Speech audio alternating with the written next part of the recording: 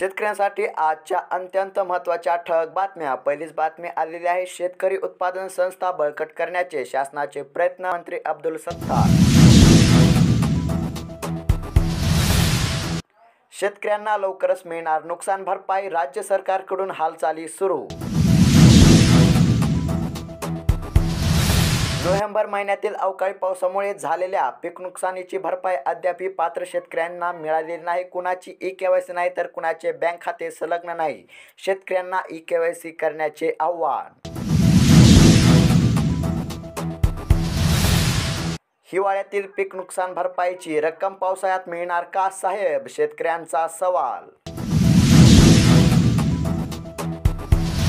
शेतकऱ्यांना दिलासा, पीक विमा खात्यात जमा होण्यास सुरुवात। राज्यभरातील शेतकऱ्यांच्या खात्यात पीक विम्याची रक्कम जमा होण्यास सुरुवात झालेली आहे। यामुळे आपदग्रस्त 50 लाख शेतकऱ्यांना दिलासा।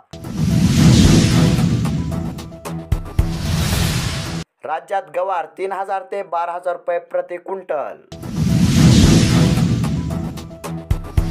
पपईला 5 रुपये किलोची मागणी। खानदेशातील अनेक भागात शेतकऱ्यांकडून काढणी बंद। शेतकऱ्यांना अभ्यासासाठी देशाबाहेर जाण्याची संधी। बुधवारपर्यंत अर्ज करण्याचे जिल्हा कृषी विभागाचे आव्हान। तर शेतकरी मित्रांनो, अशाच महत्त्वपूर्ण बातम्यांसाठी खाली दिलेल्या पांढऱ्या कलरच्या सबस्क्राईब बटनला क्लिक करून या चॅनलला सबस्क्राईब करा। धन्यवाद।